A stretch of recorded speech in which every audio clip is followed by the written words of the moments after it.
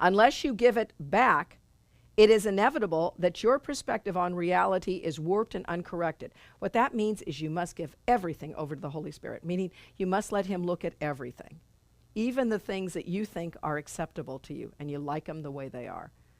That unless we do, our perspective is on reality is warped and uncorrected. And sometimes we're afraid to give something over because we don't want any changes. I like the way things are, even they're a little uncomfortable. As long as you would have it so, so will an illusion of order of difficulty and miracles remain to you. Meaning, this I need to hold on to, but I'll give this over because this is painful. But this one isn't. It says you have to question every value you hold dear. That's what the Course is always telling us. You got to bring everything to the light, everything to that old prospector, so he can sort out the crap and leave you with the gold. You know, same idea there. For you have established this order in reality by giving some of it to one teacher and some to another. Holy Spirit, look at this. Don't touch this. This relationship is working. Don't mess with it. No. I've taken me a long time to get this one. You know, don't mess with this job. It took me a long time to get this job. Don't you touch it.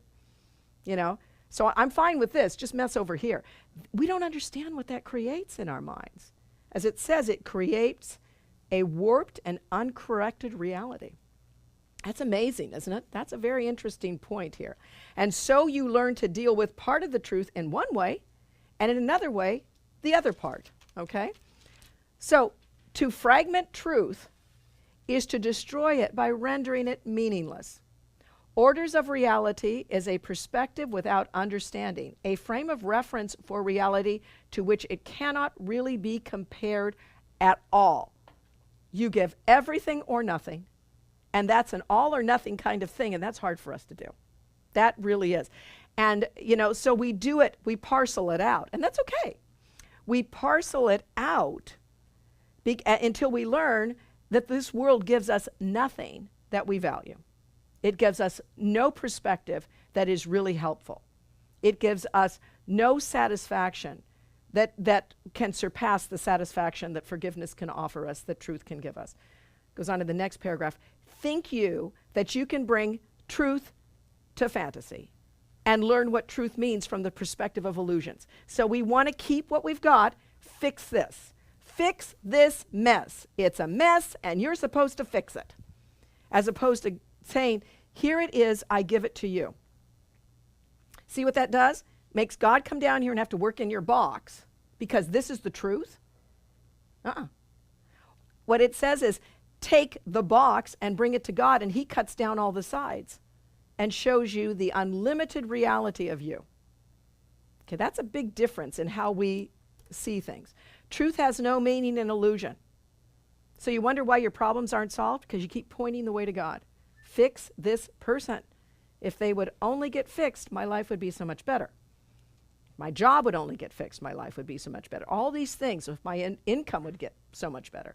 The frame of reference for its meaning must be itself, not illusion, itself. When you try to bring truth to illusion, you are trying to make illusions real and keep them by justifying your belief in them. But to give illusions to truth is to enable truth to teach that illusions are unreal and thus enable you to escape from them. That's huge. That's the paradigm shift that happens when we stop trying to make everything fit the way we thought. It'd be like people during the horse and buggy days. Well, how are we going to make this horse and buggy move faster? And you had the people saying, well, we get rid of the horse and keep the buggy and make a machine and, you know, pistons. All this. Are you kidding? I can't get rid of my horse. You know, we just need to get a faster horse, feed them faster grain or something. I mean, I'm making all this up. But I mean, that's the kind of silliness that you know, using that as an analogy, we're working at here. Reserve not one idea aside from truth, or you establish orders of reality that must imprison you. There is no order in reality because everything there is true. That's the hardest place for us to get to. I think this is enormously difficult. I don't know if we can truly comprehend what this is saying. I think we get this in our minds a little bit, and at moments we get this awareness of this sense of oneness, and then it fades really fast. I think we get little epiphanies that fade really fast.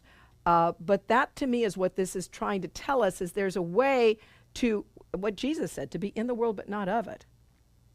to walk through this world without being confined by this world. And I believe that that is what he finally got to in his awareness.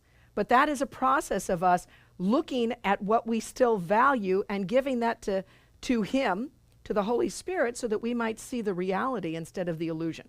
So here's the last line, last paragraph.